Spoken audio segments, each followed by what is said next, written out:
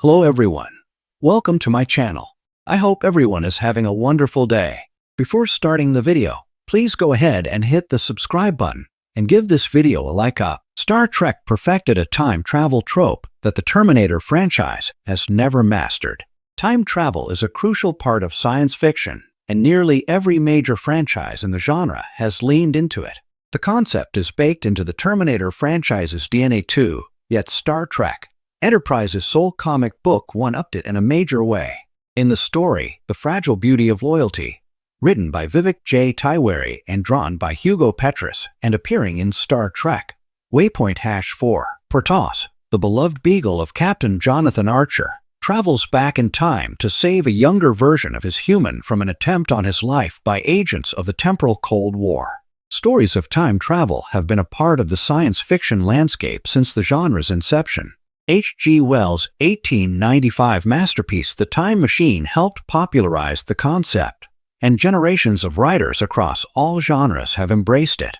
Time travel also found its way into other areas of pop culture, including comics and television.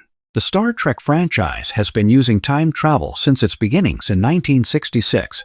An early first-season episode, The Naked Time, would be the first of many Star Trek time travel stories. Every other Star Trek TV show has used the trope since, and it has even found its way into the franchise's movies. While there is no denying some of Star Trek's finest moments have come from the concept of time travel, it also seems as if the franchise relies on it a little too much. This criticism was particularly loud during the Rick Berman era in the 1990s. These criticisms reached their peak with Star Trek Enterprise, which premiered in 2001. A temporal Cold War was introduced in the pilot episode. Enterprise's creative team kept the specifics of the war vague, largely because the writers never fully developed it to begin with. The temporal Cold War was shoehorned in at the expense of other stories. However, despite these criticisms, time travel remains a key part of Star Trek. J.J. Abrams' 2009 film used time travel as a device to establish a parallel timeline. This was a clever use of the trope, and helped ensure canon was not broken during the process of the reboot. It also freed Abrams to introduce new elements too. Time travel has factored into the current batch of Star Trek television shows. Discovery employed time travel at the end of its second season, sending the ship nearly 1,000 years into the future. Much like Abrams' movie, time travel freed Discovery to tell better stories unencumbered by continuity. As a result, the show found its groove. The Terminator franchise has also used time travel. In fact, the idea of time travel is even more central to the Terminator than it is to Star Trek. The Terminator series began with 1984's film of the same name, starring Arnold Schwarzenegger and directed by James Cameron from a script by Cameron and Gail Hurd. The film was a major box office hit. Cameron and Hurd used time travel as a plot device in the first Terminator movie. A killer robot is sent back to 1984 to prevent the birth of a human, John Connor, who will lead a revolution against a murderous AI. The human resistance sends one of their own, Kyle Reese, back to stop the robot. The Terminator ended with a twist. The human agent sent back to 1984 ends up fathering John Connor, the very person whose existence he was sent to ensure. This clever twist not only gave the film some unexpected emotional layers, but also set up a sequel, one that would be bigger and better. 1991's Terminator 2. Judgment Day took the time travel twists a step further. The killer robot from the first movie returned, but this time as a good guy.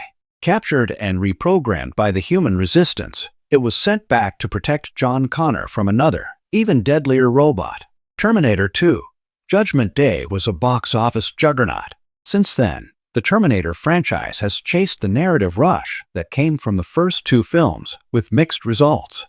None of the series' subsequent movies and television shows captured the public's imagination like Terminator or T2, even after stars from the originals, such as Linda Hamilton, made their return.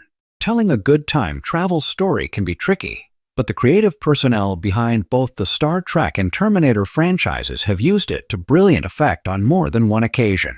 The best time travel stories from each franchise use the trope as a means to tell compelling stories with deep emotional cores. The time travel aspect is almost secondary. The curveballs the early Terminator movies threw at fans were smart. Having Kyle Reese's father John Connor was a great twist that few saw coming. It created a predestination paradox, a concept important to the time travel genre, but it also made the story more human. T2 also had its share of surprises. Fans and critics have speculated why later Terminator movies failed to live up to their predecessors. Some of the blame may lie in the lack of involvement from James Cameron, leading to subpar scripts. Later Terminator writers tried to duplicate the twists of the first two, but failed to grasp the human dynamics that made it work in the first place. The Star Trek and Terminator franchises have little in common. Star Trek shows a peaceful, optimistic future, whereas the Terminator is driven by a bleak, post-apocalyptic worldview. Time travel is front and center in the Terminator franchise, but only secondary in Star Trek.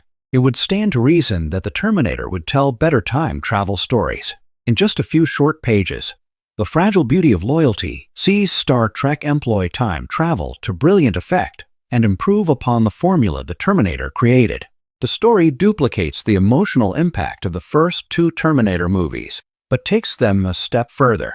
Star Trek has shown Terminator how to do a time travel story. For decades, the Terminator and Star Trek have stood as two of science fiction's most iconic franchises, one defined by its relentless depiction of machine apocalypse, the other by its optimistic vision of a united future.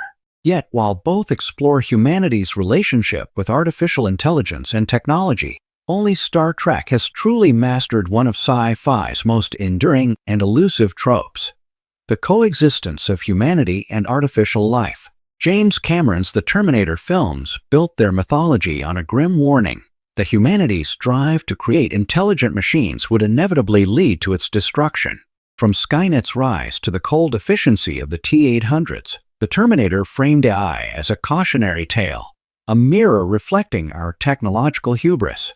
Star Trek, on the other hand, took the same concept and reshaped it into something profoundly hopeful. It didn't just ask if machines could think. It asked if they could feel, dream, and belong. And in doing so, it perfected the trope of the human machine, the artificial life form who becomes more human than its creators. The Terminator's paradox. Machines without souls. When the Terminator premiered in 1984, it redefined the image of AI in popular culture. The cold, metallic skeleton of the T-800 became a symbol of inevitability, the fear that progress would consume its maker. The trope at the core of the Terminator franchise is powerful but limited: machines as predators, humans as prey. Even as later films, like Terminator 2, Judgment Day, soften this dynamic with the T-800's unexpected compassion for John Connor, the underlying structure remained the same. Machines in the Terminator universe were not created to coexist with humanity, but to destroy it. Even when reprogrammed, they remained tools of war, synthetic shadows of their creators. The Terminators could mimic human emotion, but they never truly felt it. Their humanity was always borrowed, never earned. This is where the Terminator stumbled over a core question of the trope. Can artificial intelligence achieve true personhood, or is it forever doomed to imitation? Cameron's films, for all their brilliance, never allowed their machines to evolve beyond function. Skynet's AI was a metaphor for power gone wrong, not for consciousness struggling towards self-awareness. Star Trek's counterpoint. Machines with souls. Enter Star Trek, the eternal optimist of science fiction. Where the Terminator saw doom, Star Trek saw potential. From the original series in the 1960s to Picard and Discovery, the franchise has consistently reimagined the relationship between humans and artificial life. The android Lieutenant Commander Data, introduced in Star Trek: The Next Generation, remains the pinnacle of this exploration. Created by Dr. Noonien Soong, Data was more than an experiment in artificial intelligence. He was a being searching for meaning. His pursuit of humanity wasn't defined by rebellion or vengeance, but by curiosity and empathy. Over 7 seasons, TNG turned what could have been a one-note trope into a masterclass on identity, ethics, and evolution. Through Data, Star Trek did something the Terminator never dared. It made the machine the hero, not the threat. Data struggled with moral choices, developed friendships, and even fought for his rights in the landmark episode, The Measure of a Man.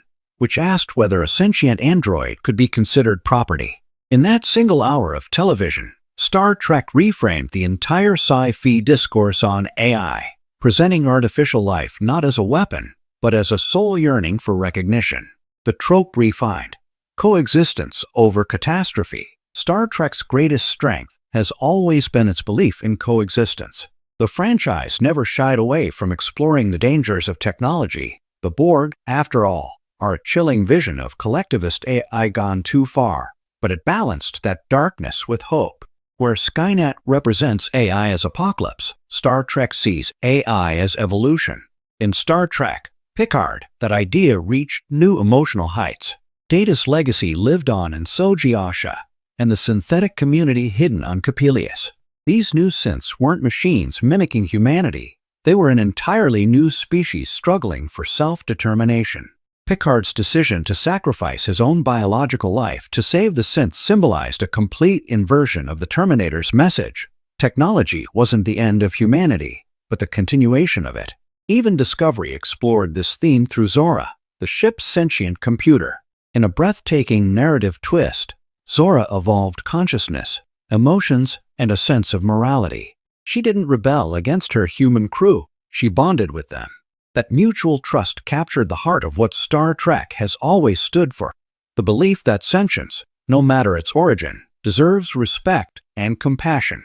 The philosophical divide. At its core, the difference between Star Trek and the Terminator lies in their philosophical DNA.